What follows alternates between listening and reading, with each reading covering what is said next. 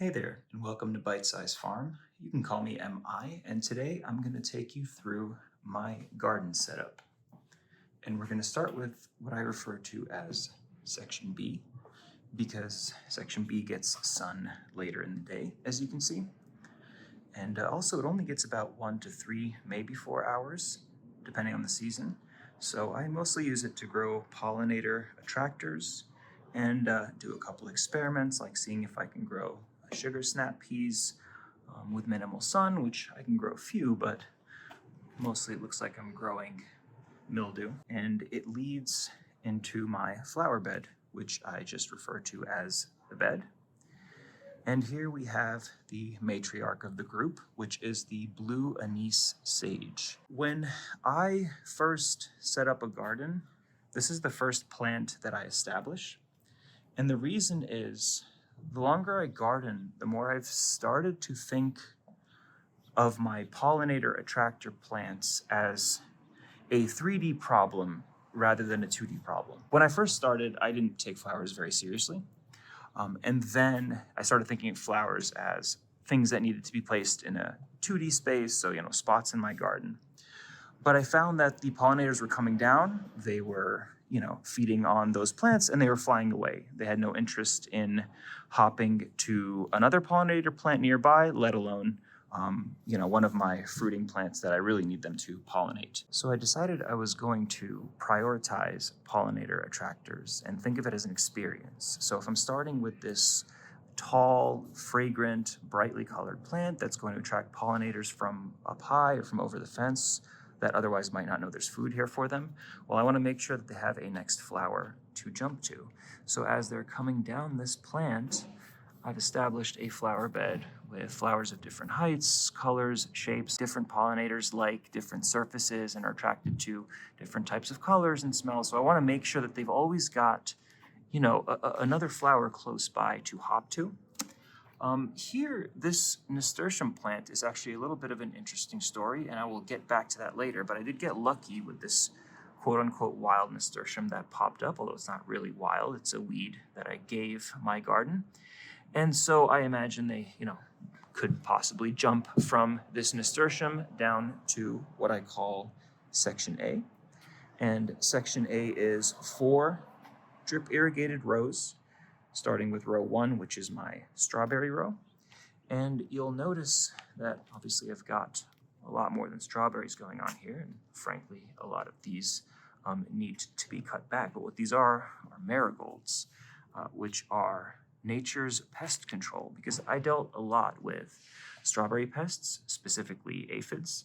And, I tried neem oil, I tried copper spray, I tried, hand misting, blowing them off. And I just got to the point where I thought, okay, I'm just going to have to live with them, learn how to mitigate.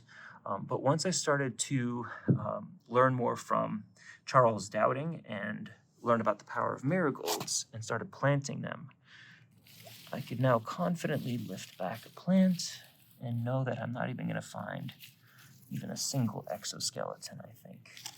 So, good. The leaves are nice and flat and smooth, strong and healthy. And if I pull one of these fruits, I'm sure I'm not going to find, any sign of disease or anything like that. Yep, tastes very good. Another thing that I love about marigolds is they're big, bushy, strong plants, but they have these tiny root balls. And it's kind of adorable. Sometimes if there's a strong wind and they're still young, they'll just fall over and their root balls just pop out of the ground. The first time I saw that, I kind of freaked out, but I just tucked it back in and it was totally fine. But what that means is it can kind of nuzzle up real close to the plants you really want to thrive, and it's not going to affect them. If this strawberry plant decides to, pop or grow more aggressively, or just happens to be a much more vigorous plant genetically, then it'll just, push the marigold aside and make room for itself. Again, this plant can look a little bit intimidating. You might worry what's going on beneath the soil, but I assure you, if you pull one of these out, you might be able to just squeeze the entire root ball in a single fist. So very cool plants. They have a certain smell to them, And if that bothers you, just keep in mind that it bothers the pests a lot more. But let me go ahead and start talking about what's going on in rows 2 and 3. This is, I guess, the most ambitious garden experiment I've ever conducted. And what it is it's a single trellis structure that is shared between 2 rows. The closest example I could find to this is a tent trellis, which usually uses wooden beams. I've been calling this a rope tent trellis because I use garden twine instead of beams. I'm using 7-foot T-posts. Up at the top, I'm using electrical conduit, and then to hold it all together, it's PVC. So it's a highly modular system. There's no piece on here, except maybe the conduit, that costs $10 or more.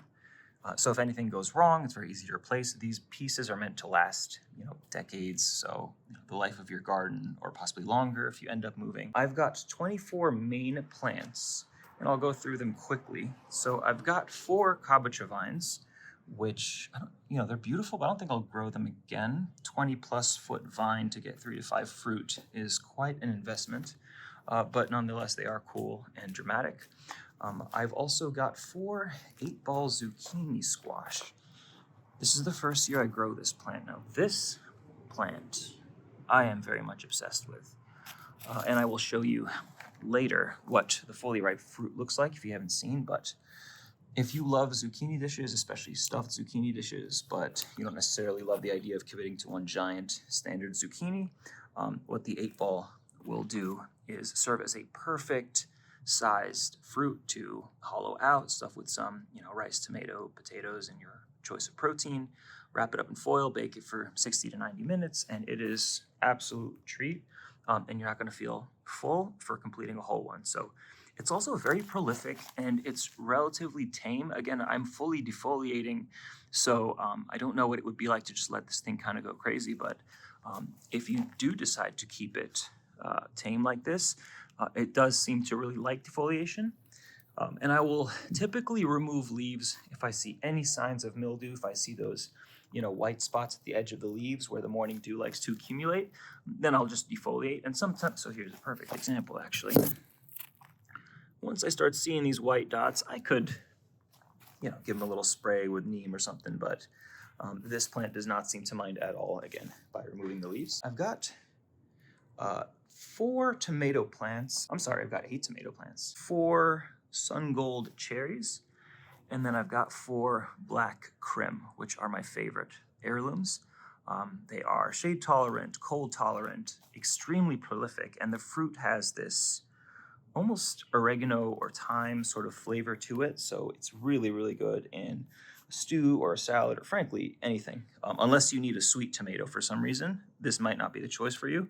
Maybe a sun gold. So I've got this sugar baby watermelon, this Sakata's sweet melon, which apparently is a small honeydew type fruit with an edible rind. This is honey orange honeydew. Now, I'm not a fan of cantaloupe at all. I don't like the aftertaste. This is one of those cantaloupe honeydew type hybrids with an orange, kind of creamy orange center.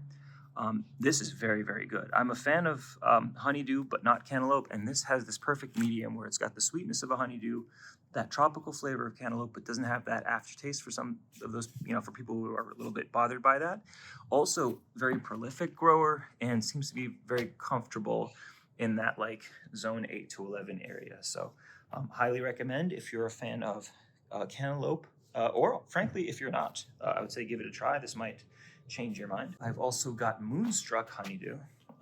Here are some of the babies that are looking to go in. I have gotten maybe 10 moonstruck honeydew seedlings to this size, and then I put them in the ground, and I come in the next morning, and they're just nipped off right there. And I'm growing, 10 different types of gourds, and it's the only one. And I don't understand. There must be some pest or some rodent that really, really loves this specific type of honeydew. I have never seen a moonstruck honeydew fruit for that reason. Here's another sweet jade kabocha. I actually terminated one of them because I was worried I was going to have too much fruit before I learned about the 3 to 5 max limit per vine. So that was kind of foolish, but at least I'll get a longer season out of this. Spare yourself the photo of a full lush garden covered in ripe fruit, because that's just a picture of waste. Stagger your plants, even if you're going to grow a bunch of the same type. Plant them in different times. Along with the 24 main plants, I've also got a lot of companion plants because these vines like to be spaced out 2 to 3 feet at minimum, and so might as well make use of that space. So I have got plants like this Prospera basil here. I've also got this Valentino basil, which really puts other types of basil to shame. Ironically, it's more prosperous in a smaller space than the Prospera, but if you get a chance, if you're a fan of basil or you like to cook with basil, highly recommend trying that out. I've also got parsley, which obviously is not the best pollinator plant, but what I love about it is, number one, it makes a great home for ladybugs, apparently. I learned this, especially this curly leaf parsley. Realized this year, every time I went to harvest, I had to bring 2 or 3 ladybugs back home. And it also attracts this incredible butterfly that's blue and white and black and has these circles on its tail that are orange inside and yellow outside. It looks like it's shooting flames. I'm really sorry, I don't know the name of this butterfly, but if anyone does, but it can't stop eating parsley, and so I think I'll continue to grow it for those 2 reasons. Going back to that 3D mesh, I grow cilantro, and I do love cilantro fresh and to cook with it, but what I really have found this year is that to let it flower and just keep flowering, it's kind of this perfect height for any pollinator animals that may see, let's say, the marigolds from up high. And there's, they're very numerous and bright and colorful, and they come down and they realize, okay, marigold is actually not that great of a pollinator plant. They could hop to the cilantro, which is absolutely adored by the smaller animals, the bees and the wasps and the little flies. And then from there, they can kind of just jump straight to my tomato flowers, and you can see what kind of thorough fertilization I have on these. I used to come in with like an electric toothbrush or a cotton swab just to get 70 or 80% of these types of fertilization results. So 24 vining plants, some of which can get 20 plus feet long with these gorgeous but monstrous leaves. That's a lot for one trellis, and so the structural integrity provided by this system really helps. Number one, this is not garden equipment. T-posts are meant to fence in cattle. Electrical conduit PVC goes underground and stays there for decades, so that really helps. And what also helps is the fact that I've got plants pulling on this system from both sides. One thing I'll recommend is that if you are going to use rope to trellis your plants, I would highly suggest getting good at tying knots. This is a slip knot with 7 loops, which I picked up from Charles Dowding, as I pick up a lot of things like growing marigolds and fully defoliating some of your vines. But that's a pretty important skill because it's nice to know you can loosen and tighten this as you need in order to maintain sort of an ideal rigidity to the line. Get yourself maybe one of those navy knot tying posters, put it in your garden. I think that'd be super helpful. So if you're one of those gardeners who you're kind of over the idea of making picturesque gardens that people want to see, and now you're ready to maximize food production, I would highly consider a structure like this. Row 4 is the newest addition to my garden. I tried to just throw stuff in there last year and say, I'll deal with whatever quality I get, but it was just so subpar compared to the rest of my garden, which has been conditioned and been fed compost and good organic feed and so on. And so I just decided, I'm going to bring in these so-called excavators to tear up the soil for me and create a nice, thriving biome underneath the mulch. Now, this is peaches and cream hybrid sweet corn. Now, if you've never grown corn, here's one really cool reason to do that, especially if you've got, and I say compacted, I don't mean actually compacted, like the term is meant to be used, but I mean soil that's difficult to get good quality out of because there's not a lot of air pockets, which is not the same as compacted. Now, corn has these really interesting roots that look almost like electrical cables.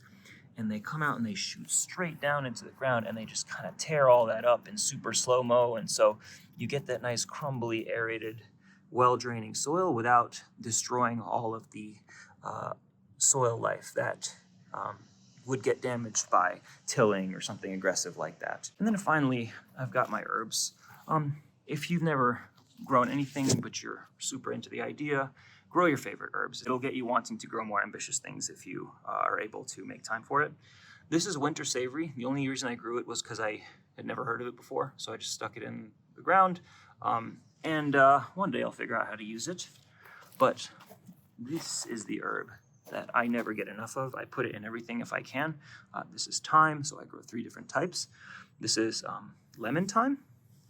Yes, because it has these beautiful pink flowers. Yep, and this is great for if you want to make, let's say, like strawberry candy. I like to dehydrate my strawberries, so maybe a tiny bit of lemon thyme gives that interesting, earthy, herbal sort of matured flavor to a candy. This is English thyme. It's by far my favorite variety. It's the herb I think of when I think of the smell of pizza. And then this is German thyme, and I grew German thyme because they had 3 different types, and I was buying 2, so I figured let's just buy the 3rd one. And finally, we have amaranth. I've never seen amaranth. I've never bought an amaranth seed. I don't know what to do with it, what it tastes like. I don't even know if it's food, to be honest. I definitely did not plant this here, but sometimes birds drop gifts from the sky or the wind, or whatnot. So if anyone knows what to do with this thing, let me know. But for now, I'm going to leave it in place, which takes me to my final point, which is weeds. This nasturtium is a weed. I just let it continue to grow here. Here's another one, just growing in a spot that's not being used.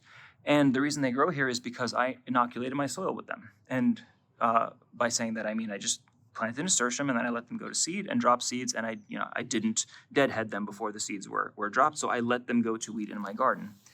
And what that allows me to do is, if I'm not using a spot in my garden, like, we all have eyes bigger than our stomachs when it comes to gardening. So if there's a certain spot that I'm not using and a nasturtium pops up there, you know what? Then I'm just going to let it thrive. You're going to get weeds. I know we've been taught, we are masters of our realm and pull every single weed and whatnot. But when you see weeds, that's your soil just trying to cover itself up so it doesn't get sunburned.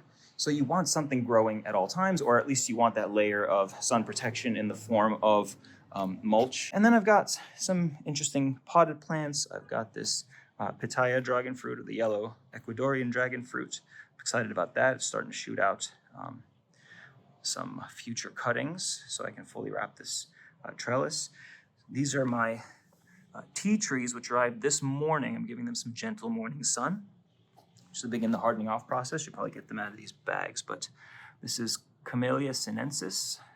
Something I also learned this year, which is that white, green, black, and oolong tea all come from the same species, which is really cool. It's just going to be a kind of cool experiment to maybe grow my own tea and see what that's like. Probably going to be worse than Lipton's. So that is my garden. I really hope to follow up with more results on this rope tent trellis and making some more videos. So thank you for watching this one, and I look forward to seeing you at the next one. I almost forgot, I promised you 8-ball zucchini, and this is 8-ball zucchini. 8-ball doesn't actually do it justice as a name. It seems if you water it consistently, it gets a lot bigger than that. It's more like a grapefruit size.